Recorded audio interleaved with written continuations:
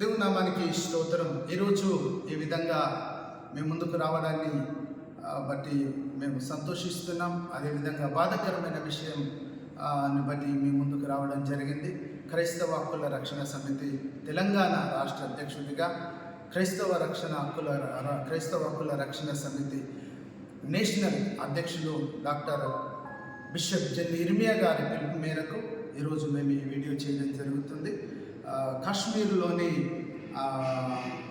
పహల్గామ్లో ఉగ్రవాద దాడిలో చనిపోయిన 26 మంది కుటుంబాలకు మా ప్రగాఢ సానుభూతిని తెలియజేస్తున్నాం.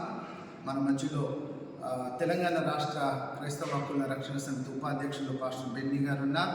అదేవిధంగా కామారెడ్డి జిల్లా, తెలంగాణ రాష్ట్రంలోని కామారెడ్డి జిల్లా అధ్యక్షులు మోజెస్ గారు ఉన్నారు. అదేవిధంగా ఈ యొక్క కామారెడ్డి జిల్లా ముఖ్య సలహాదారులుగా పౌలన్న గారు క్రైస్తవ హక్కుల రక్షణ సమితి నుండి మన మధ్యలో ఉన్నారు.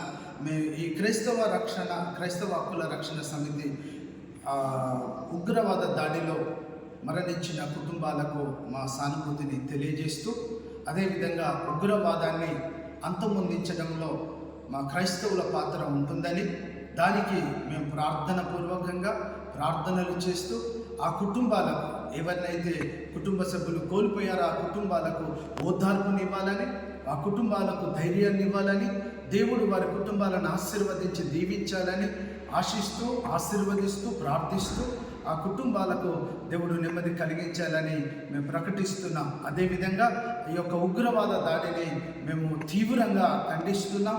ఉగ్రవాదం అనేది అది ఏ రూపంలో ఉన్నా కూకడి వేళ్లతో దాన్ని పెరికి వేయాలని మేము ప్రార్థిస్తున్నాం. మా వంతుగా మేము సహకారం చేస్తున్నాం. అది మతోన్మాదంగా ఉన్నా, అది ఉగ్రవాదము ఏ రూపంలో ఉన్నా దాన్ని నాశనం చేయాలని మేము సిద్ధపడ్డాం. ఈ యొక్క వీడియో ద్వారా మేము ప్రజలకు తెలియజేస్తున్నాం.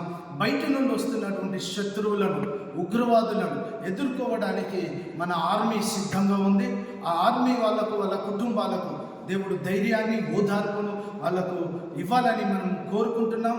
అదే తరుణంలో భారతదేశంలో ఉన్నటువంటి ఉగ్రవాదం, మతోన్మాదం అనే ఉగ్రవాదం, మనుషుల మధ్యలో శిక్షులు పెట్టే ఉగ్రవాదం, మనిషిని మనిషిగా చూడని ఉగ్రవాదాన్ని అంతమొందించడానికి క్రైస్తవులందరూ ఏకమై ప్రార్థన చేయాలని విజ్ఞాపన చేస్తున్నాం.